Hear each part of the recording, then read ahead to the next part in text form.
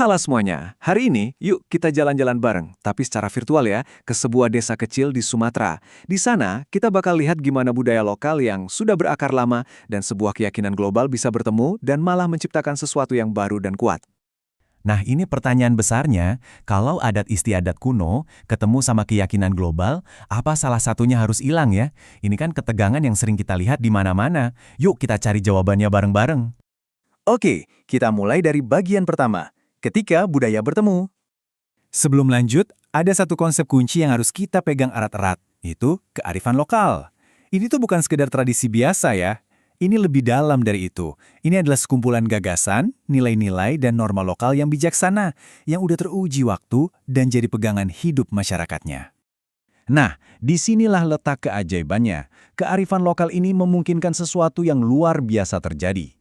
Ini bukan soal menolak yang baru, bukan soal perlawanan, tapi justru soal integrasi. Kemampuan untuk menyerap ide-ide baru tanpa harus kehilangan jati diri. Keren kan? Dan untuk melihat contoh nyatanya, kita akan terbang langsung ke Kearifan Desa Tobang, sebuah desa di Mandailing Natal, Sumatera Utara. Oh iya, ada fakta unik nih, biar kita makin kebayang lokasinya. Nama Tobang itu sendiri ternyata asalnya dari kata panobangan, yang artinya penebangan pohon. Ini ngasih kita petunjuk soal sejarah desa ini yang dulunya dibuka dari hutan lebat. Identitas desa ini tuh bener-bener nggak bisa dipisahin dari alamnya. Seperti yang ditekankan di sumber kita, ini adalah sebuah desa yang identitasnya dibentuk oleh sungai yang mengalir melaluinya, Batang Gadis. Sungai ini tuh udah kayak urat nadinya desa ini. Jadi, penasaran kan gimana kehidupan di sepanjang sungai Batang Gadis ini bisa membentuk kearifan lokal mereka yang unik? Yuk kita intip lebih dalam. Wow, coba lihat ini. Disinilah kearifan lokal mereka kelihatan banget dalam pengetahuan mereka tentang sungai.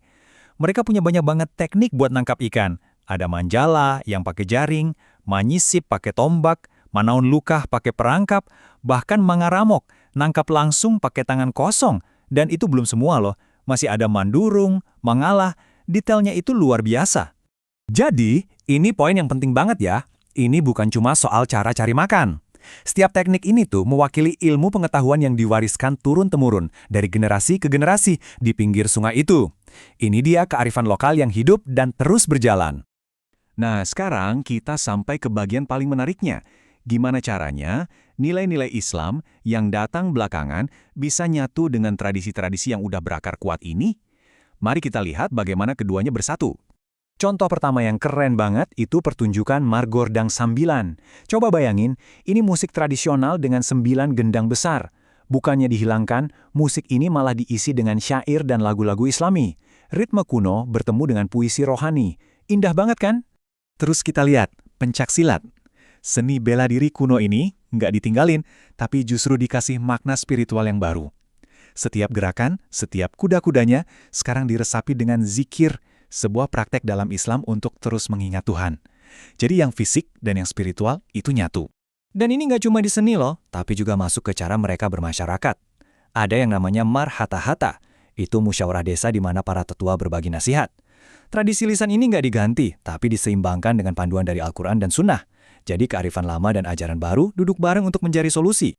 Oke, tabel ini nih benar-benar merangkum semuanya dengan jelas. Coba kita lihat, ada Margodang Sambilan, musiknya diisi lagu-lagu Islami.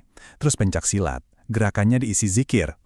Ada marhata-hata, musyawarah adat yang dipandu Al-Quran dan Sunnah. Bahkan di acara pernikahan, semangat gotong royong khas mereka digabung sama pembacaan barzanji. Sampai urusan jual beli pun mereka pakai ijab kabul sesuai syariat. Ini bukan cuma nempel, tapi benar-benar menyatu di setiap bagian kehidupan mereka. Oke, jadi dari semua ini, apa sih pelajaran yang bisa kita ambil?